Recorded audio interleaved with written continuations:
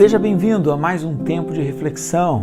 Neste mês de outubro, iniciamos uma nova série de mensagens sob nova direção, a vida como discípulo de Jesus. E dia após dia, em nosso relacionamento com Jesus, nós somos transformados. Passamos por um processo de discipulado que tem como objetivo nos tornar mais parecidos com Ele. Se você não participou das últimas duas reflexões, eu quero que você volte aqui no nosso canal do YouTube e você vai verificar tudo que nós temos conversado, falado, porque é muito importante você acompanhar o que nós estamos falando. Na última semana estivemos conversando, entre outras coisas, sobre esse gráfico aqui. E é muito importante você perceber que quando falamos de discipulado, estamos falando da essência da nossa relação com Jesus. Existem pessoas que fazem parte da multidão, como nós falamos. Elas têm contato com os ensinamentos de Jesus, elas são simpáticas a Jesus. No entanto, ser discípulo é uma coisa um pouco diferente. E o que precisa ficar bem claro é que a Igreja de Jesus só é saudável e cresce quando paramos de ser meros membros e frequentadores de igreja e nos tornamos, de fato, discípulos de Jesus. Nossa missão é incentivar você a se tornar discípulo de Jesus. Agora, perceba como Jesus faz discípulos. Quando olhamos, por exemplo, para os 4 evangelhos. Primeiro, Jesus faz discípulos enquanto ele se relaciona com as multidões. Enquanto Jesus está ensinando as multidões, ele está servindo as multidões e ele está fazendo então discípulos. Porque pessoas no meio da multidão, quando escutam o que Jesus tem a dizer, algumas delas se convencem que Jesus é aquele que diz ser. E se rendem ao ato de amor demonstrado por Jesus naquela cruz e se tornam discípulos dele. Então, no meio da multidão, nós temos discípulos. Agora, dentro da multidão, Jesus tem uma relação com um grupo menor. E hoje nós vamos falar um pouco mais sobre essa relação de Jesus com um grupo menor. E o que acontece, então, quando nos engajamos nesse pequeno grupo. E também em encontros individuais, por exemplo, Nicodemos. Com certeza ele ouviu Jesus ensinando em algum lugar público e arrumou uma maneira de ter um encontro, uma conversa pessoal com Jesus. Os discípulos, eles ouviam Jesus tanto na multidão como também no grupo menor.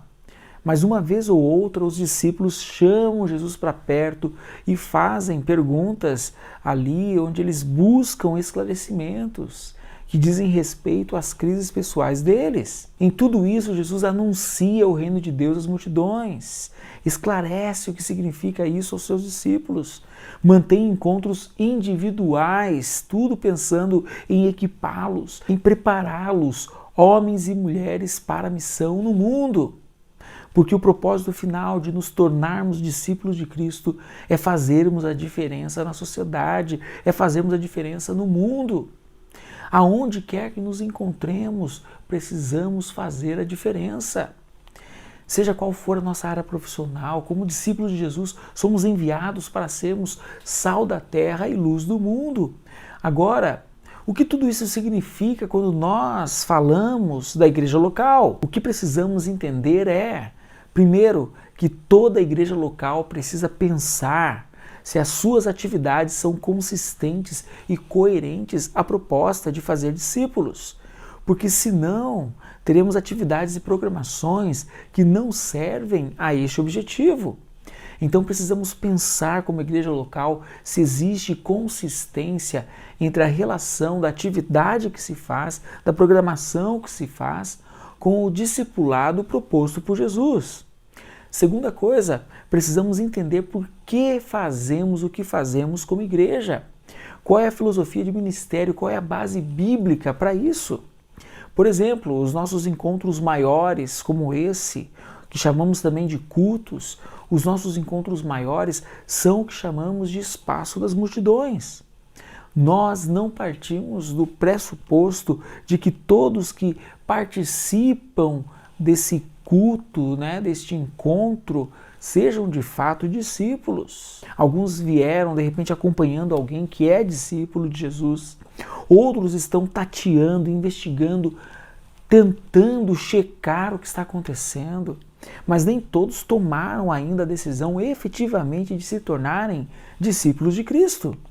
Agora, quando você toma a decisão de ser discípulo de Jesus, você precisa de um espaço para aprofundar a sua fé e a sua comunhão. E é sobre isso que nós estamos falando hoje.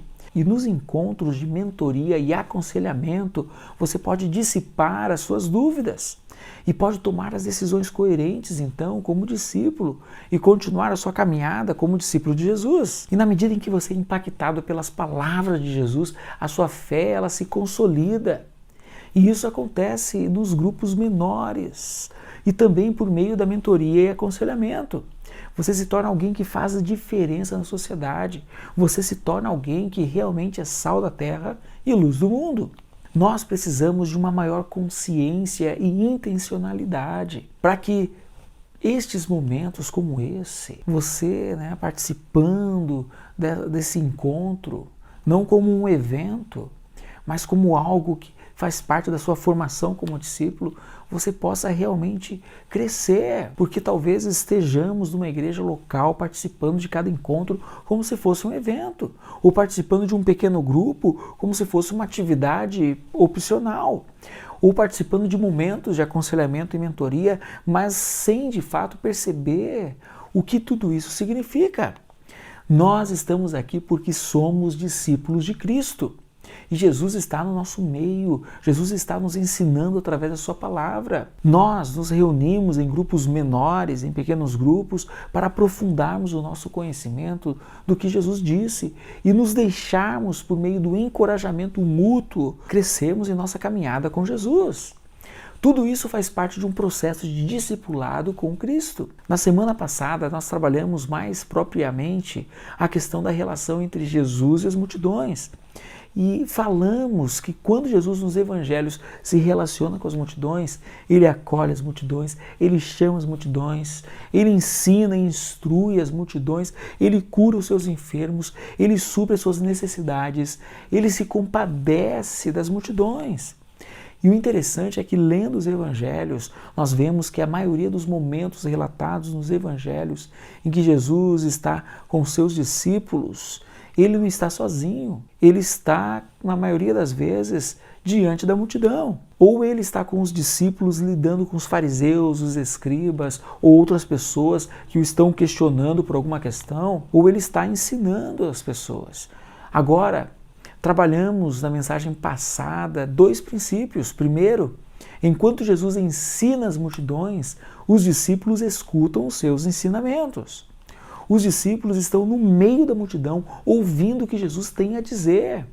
O que distingue um discípulo no meio da multidão é como ele escuta, acolhe e responde ao ensino de Jesus.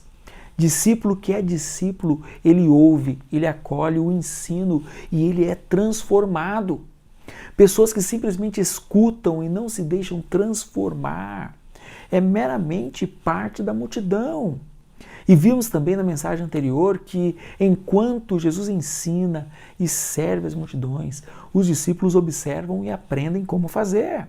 Ou seja, quando Jesus está ensinando, não é uma mera questão de ouvir o que ele tem a dizer, mas é também uma questão de ver como ele atua. Nós não aprendemos como discípulos de Jesus simplesmente escutando o que os discípulos de Jesus têm a nos dizer. Nós aprendemos como ser discípulos de Jesus observando como discípulos atentos ao nosso Mestre, procurando imitá-lo em tudo. Paulo cita isso em Filipenses, quando ele diz: tudo que vocês aprenderam, receberam, ouviram e viram em mim, ponham-no em prática. Por isso, em momentos como esse, ou em momentos de grupos pequenos, ou em momentos de relacionamentos com os outros amigos e amigas na caminhada cristã, não apenas precisamos estar com nossos ouvidos atentos, mas também com os nossos olhos atentos para perceber como de fato um discípulo de Jesus vive. E vimos na mensagem passada, em Lucas capítulo 9, um excelente exemplo de como Jesus, se relacionando com as multidões, estava interagindo com os discípulos e ensinando-os. Quando ele está envolvido em curar, anunciar e saciar as necessidades das multidões, os discípulos eles estão participando desse processo.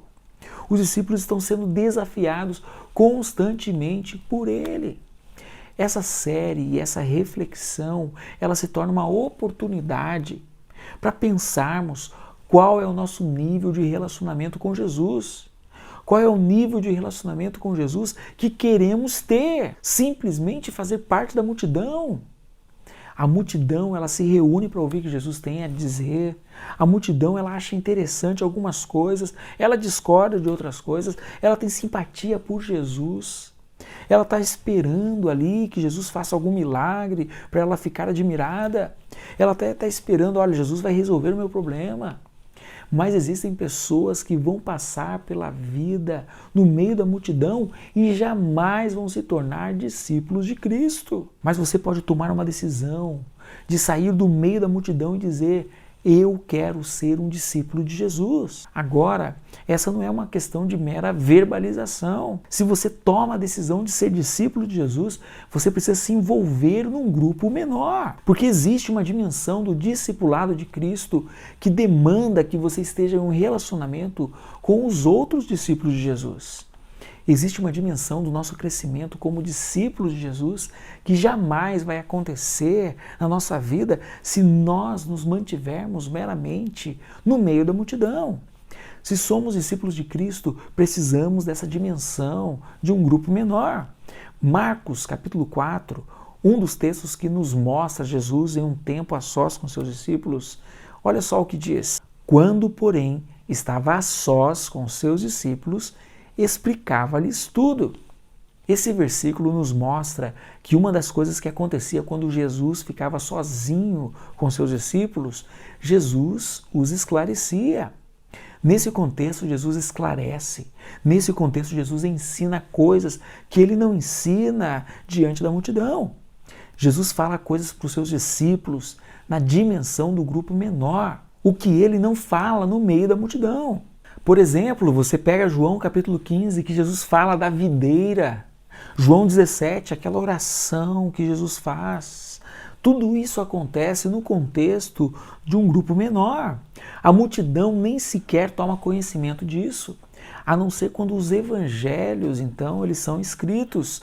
Ainda existem experiências exclusivas também, quando Jesus anda sobre as águas. Quando Jesus, no Monte da Transfiguração, onde aparecem a ele Moisés e Elias, somente 3 discípulos presenciaram aquilo e a multidão não viu. O momento da última ceia, por exemplo, é uma experiência exclusiva dos discípulos.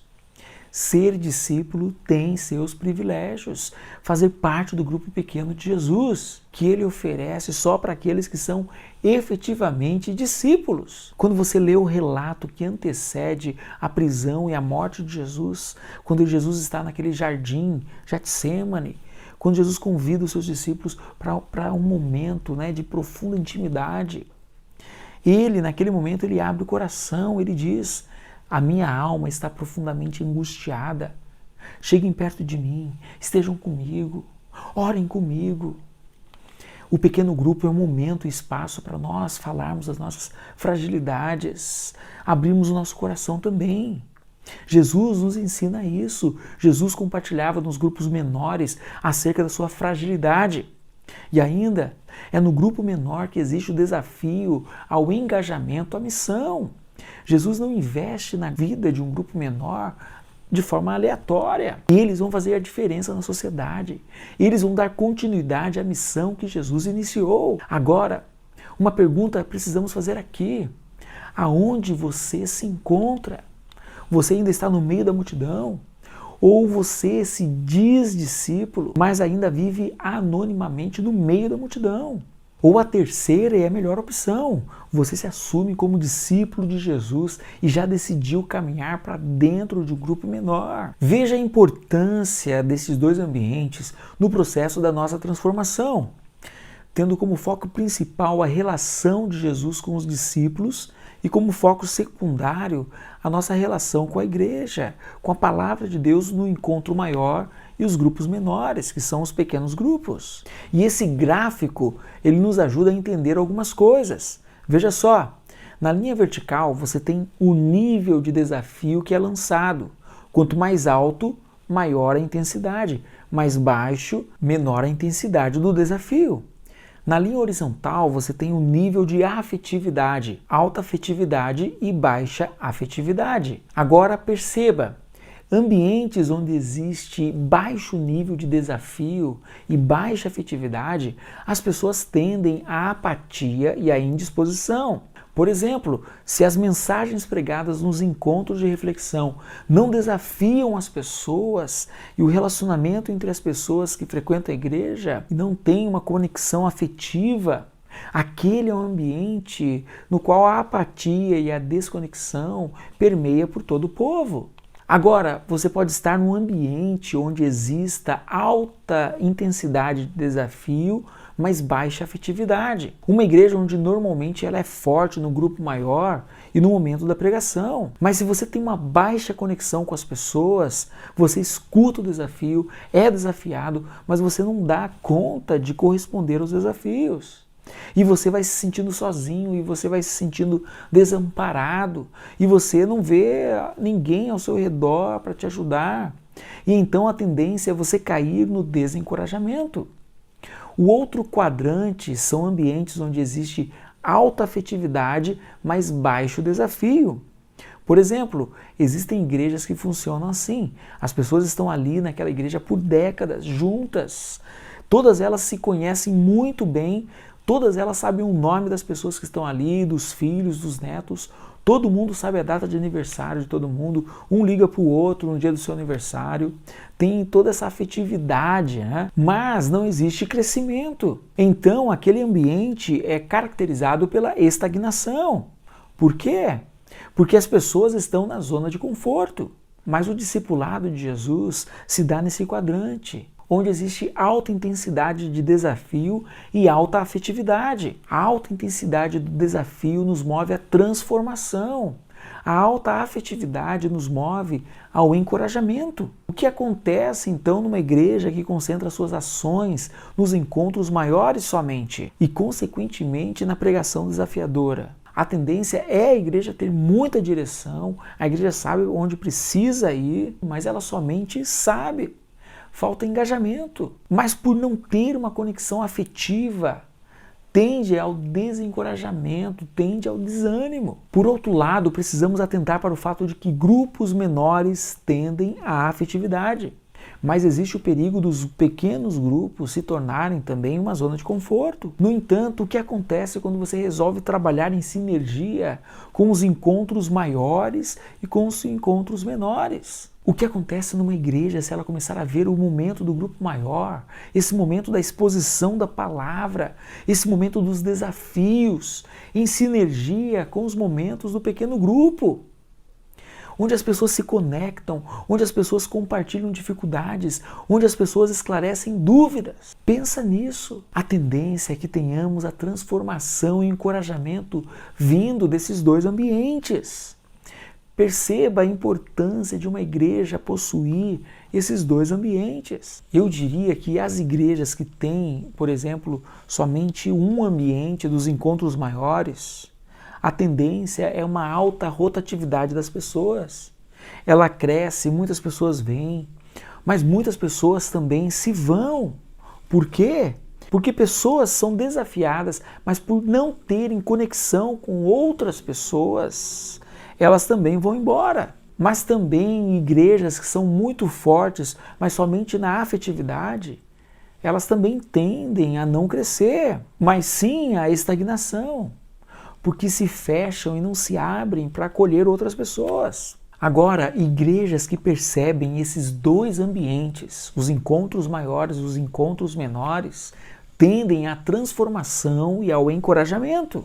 É importante você perceber que quando falamos de Jesus, Jesus ensina as multidões, Jesus ensina os discípulos nos pequenos grupos, Jesus ensina nos encontros individuais, Jesus está presente em todo o processo. Mas o que acontece quando pensamos hoje em igreja local? Como isso se aplica na vida da igreja?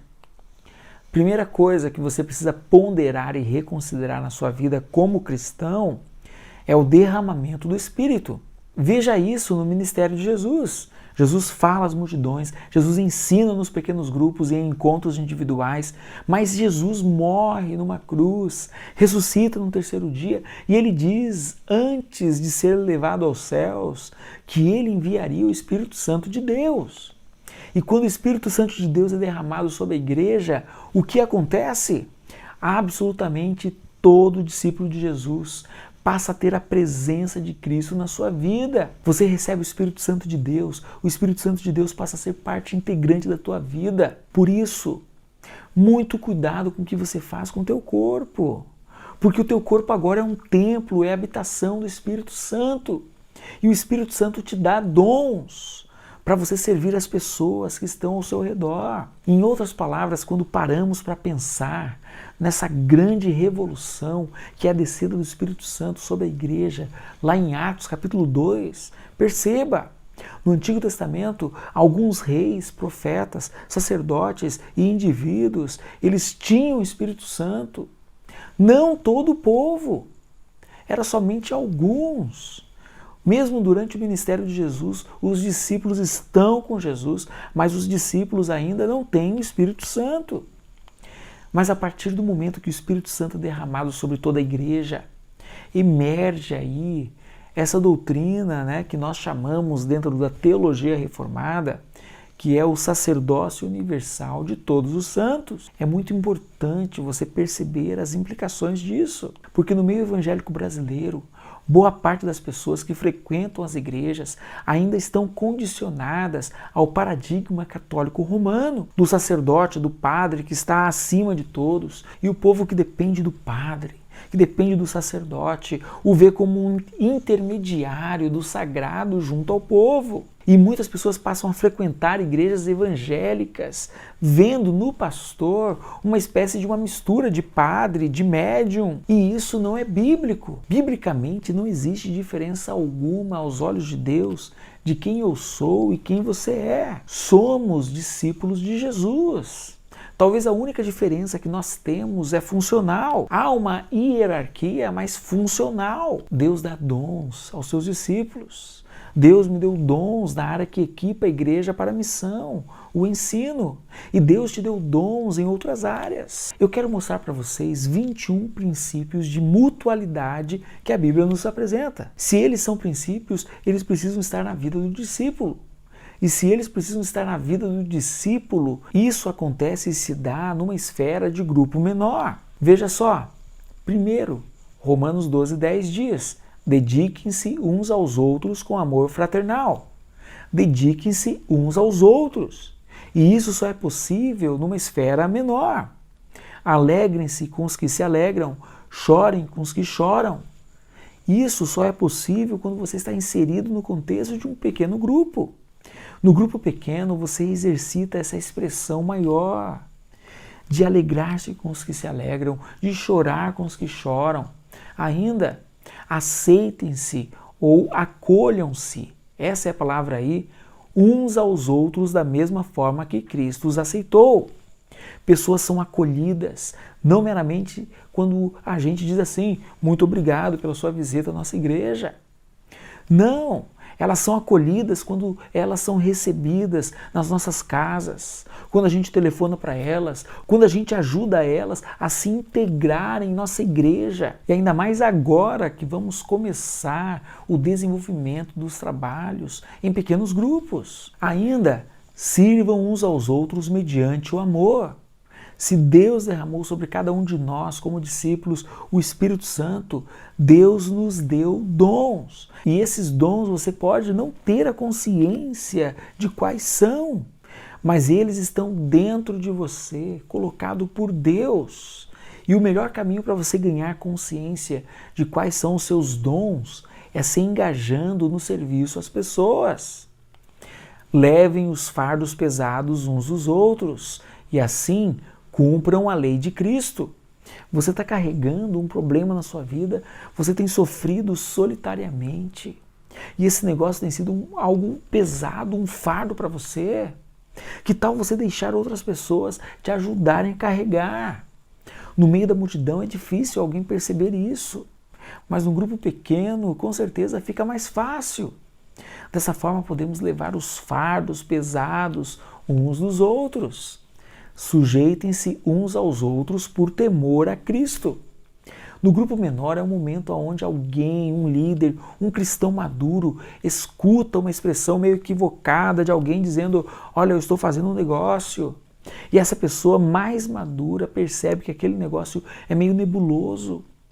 Ou alguém diz assim: eu estou pensando em deixar minha família, eu estou pensando, olha, acabar com o meu casamento, eu não aguento mais minha mulher, eu não aguento mais meu marido. E um líder maduro se aproxima e diz: olha o que a palavra de Deus diz a respeito disso. E a ordem que a palavra de Deus nos dá é que nós devemos nos sujeitar uns aos outros como discípulos de Cristo. Porque o Espírito Santo de Deus nos fala através da pessoa que está ao nosso lado. Porque o Espírito Santo de Deus nos relembra as palavras de Jesus aos seus discípulos que estão à nossa volta. Ainda, sejam bondosos e compassivos uns para com os outros. A palavra bondoso aqui é uma atitude muito prática.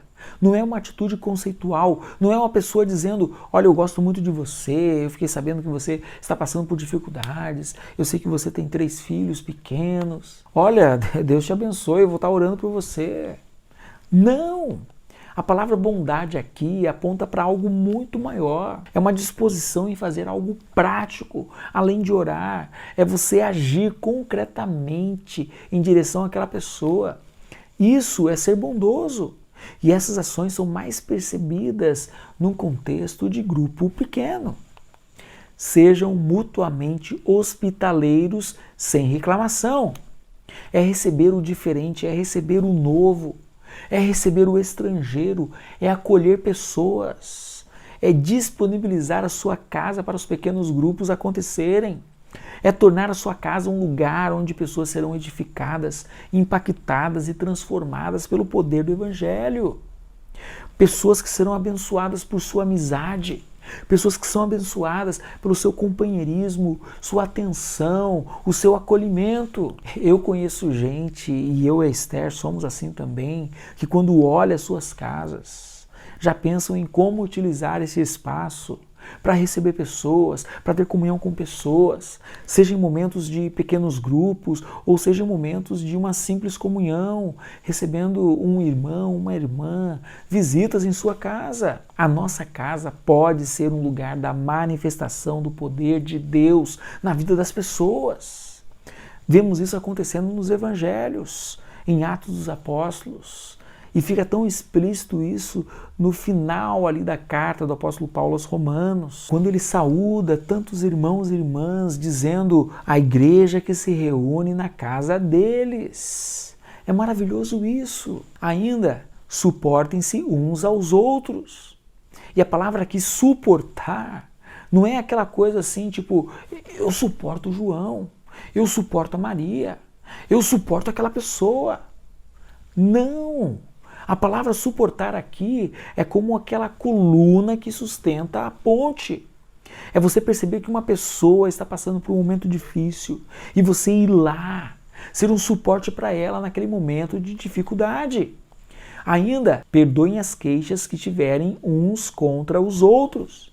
Relacionamentos duradouros, eles não duram porque nada de errado aconteceu. Relacionamentos duradouros, eles duram porque a gente aprendeu a perdoar. Você quer se dar bem com pessoas por longas datas, longos anos? Se relacione pouco com elas. Agora, se você quer ter problemas com pessoas em pouco tempo, intensifique esses momentos de relacionamento com elas. Você já percebeu que todo mundo parece legal de longe? Todo mundo com quem você convive de longe é legal, é uma boa pessoa. Aí você começa a conviver com a pessoa, você começa a ver as manias, os trejeitos, as coisas que a pessoa encrenca. E é por isso que quando a gente se coloca num grupo menor, nós somos mais desafiados a nos tornar parecidos com Jesus, a abrir nosso coração e exercitar o perdão. Ainda, ensinem e aconselhem-se uns aos outros com toda a sabedoria. Pequenos grupos é o espaço para a gente ensinar um ao outro, para a gente se aconselhar um ao outro. Mas perceba uma frase essencial aqui. Não é você ensinar e aconselhar o outro com seus palpites, com seus achismos. Não, é com a sabedoria de Deus. Precisamos dessa sinergia acontecendo tanto no grupo maior, nos nossos encontros de adoração e reflexão, e o grupo menor, em nossos pequenos grupos, para que esse ensino seja a partir da sabedoria bíblica. E no grupo menor, o aconselhamento, o encorajamento mútuo, seja a partir da sabedoria bíblica também. Consolem-se uns aos outros, porque momentos difíceis, eles são enfrentados no dia a dia, e nós precisamos consolar uns aos outros. Ainda, exortem-se e edifiquem-se uns aos outros. A palavra exortar é a palavra encorajar. É você sempre manter uma palavra que traz ânimo para o outro fazer a coisa certa, a não permanecer no erro ou estagnado. É você dizer, meu irmão, continua firme, persevera, não desista do seu casamento, não desista da sua família, continue firme, tenha fé. A palavra edificar, ela vem da construção, é você ajudar a pessoa a ser construída. Como?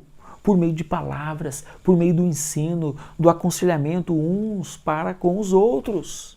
E consideremos uns aos outros para nos incentivarmos ao amor e às boas obras.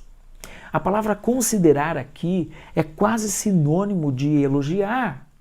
Elogie uns aos outros. Por quê? Para nos incentivar ao amor e às boas obras. Quando você vê um amigo, uma amiga, um irmão, uma irmã numa caminhada cristã, fazendo algo bom, fazendo algo legal, elogie. Elogie essa pessoa. Você vai estar incentivando ele e ela a continuar na caminhada, fazendo o que está fazendo para Jesus. Procuremos encorajar-nos uns aos outros. E ainda, confessem os seus pecados uns aos outros e orem uns pelos outros para serem curados. E isso aqui também vai na contramão da tradição católica romana, onde quem tem o direito de perdoar uma pessoa é o padre. Não! A Bíblia nos diz, se você errou, se alguma coisa te incomoda profundamente, o espaço para você falar disso é você chamar um amigo, um discípulo de Jesus que caminha com você e diz o texto, você vai confessar para ele a sua falta, ele vai orar por você e o resultado, isto é saúde para a sua alma. Confessem os seus pecados uns aos outros e orem uns pelos outros para serem curados. Curas acontecem no contexto em que pessoas resolvem falar dos seus pecados para amigos fiéis e orarem juntos com esses amigos pela solução dos problemas. Por fim, amem sinceramente uns aos outros e de todo o coração. Volta um pouco ao que a gente estava falando lá no início. Existe um nível de relacionamento, de expressão maior como essa, que são as multidões. E a pergunta é, qual é o seu nível de relacionamento com Jesus? Você é alguém que está no meio da multidão, admira Jesus, gosta de Jesus, é simpático, né, aos ensinos de Jesus? Ou você é alguém que já compreendeu quem Jesus é, percebeu o que ele fez na cruz e se rendeu ao seu amor, ao seu perdão e se afirma discípulo de Jesus? Se você se afirma discípulo de Jesus, não existe espaço para você continuar crescendo como discípulo. Se você não vivenciar a sua espiritualidade no serviço e conexão uns aos outros, e isso num grupo menor, porque parte da imagem de Cristo em nós jamais se desenvolverá enquanto estivermos no meio da multidão. Mas quando nos expomos a relacionamentos dentro de um pequeno grupo, por exemplo, as pessoas que estudam a palavra com profundidade, se aconselham, se encorajam, se consolam, se suportam e tudo mais que falamos aqui. E mais da imagem de Cristo em nós é aperfeiçoada, é desenvolvida. Na caminhada cristã chega um momento em que parece que a gente só volta a crescer quando a gente decide deixar de simplesmente ser cuidado para se tornar um cuidador. Ah, pastor, mas eu não sei como cuidar de outras pessoas. Talvez você não tenha todas as respostas às perguntas que serão feitas, mas com certeza, se você se aplica à palavra de Deus e os princípios e valores de Deus, se são eles que direcionam sua vida, o Espírito Santo vai te capacitar para cuidar de outras pessoas que estão chegando na comunidade cristã. Olha o que Paulo diz ao seu discípulo amado, Timóteo. E as palavras que me ouviu dizer na presença de muitas testemunhas. Timóteo não ouviu o que Paulo tinha a dizer em encontros individuais. Timóteo ouviu o que Paulo tinha a dizer enquanto Paulo pregava a muitas pessoas. É claro que Paulo e Timóteo, assim como Jesus e os discípulos, tiveram momentos individuais de mentoria, aconselhamento. O que Paulo está dizendo aqui é que boa parte da formação de Timóteo como discípulo não foi dada em momentos individuais, mas foi dado enquanto Paulo pregava e Timóteo aprendia.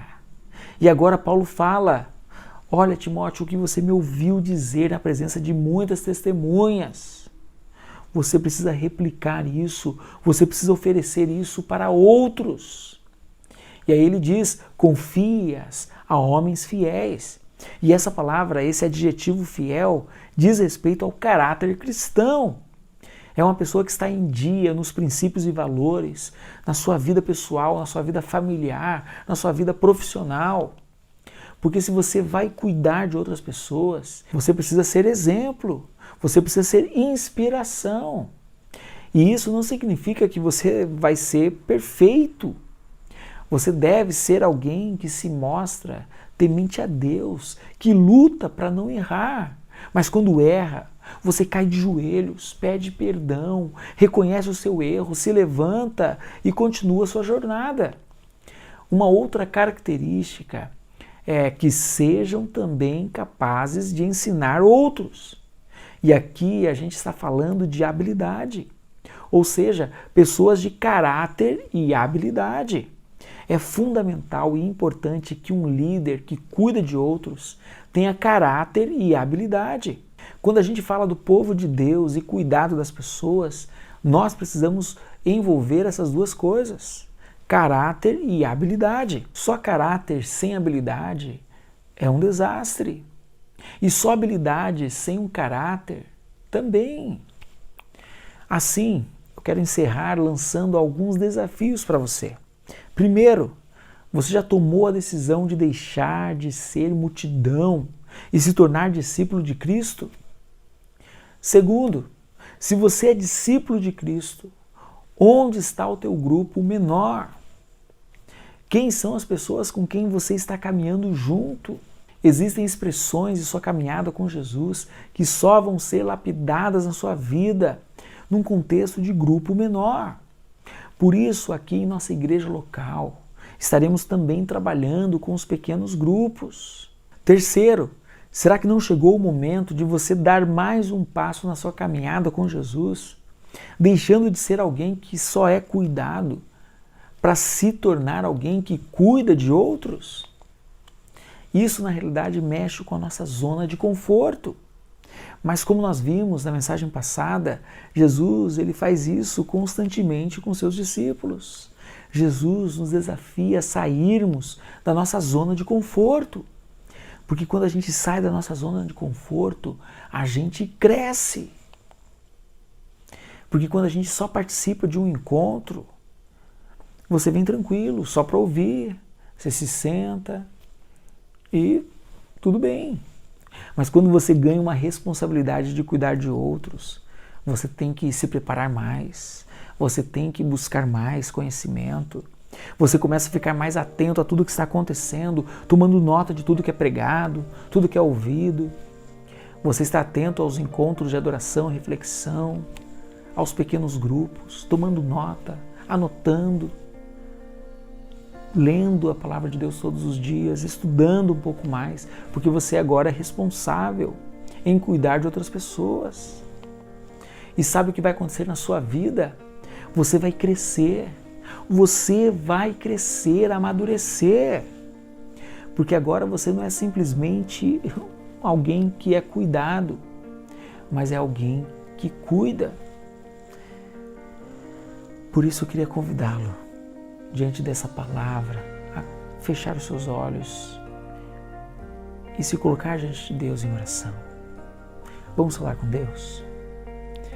Pai querido, muito obrigado, Senhor, por essa mensagem, essa palavra, Deus, que vem para alimentar o nosso coração, para nos dar clareza de tudo aquilo que precisamos saber, para cada vez mais nos tornarmos parecidos contigo. Somos teus discípulos, Senhor, e nós queremos, Senhor, crescer na graça e no conhecimento do nosso Senhor e Salvador Jesus. Nós queremos nos tornar como nosso Mestre. E nós queremos, Senhor, ouvir e ver tudo o que o Senhor faz e imitá-lo. E nós não queremos, Senhor, simplesmente ouvir e estar acomodados na nossa zona de conforto. Nós queremos, Senhor, nos levantar e nos dispor a cuidar de outras pessoas. Pai querido, nos leve, Senhor, em direção a pessoas que vamos servir com os nossos dons e talentos, com tudo que o Senhor tem colocado em nossas mãos. Nos abençoa, Senhor, abençoa o teu povo. Essa é a nossa oração. Em nome de Jesus. Amém. Amém, queridos? Que Deus te abençoe.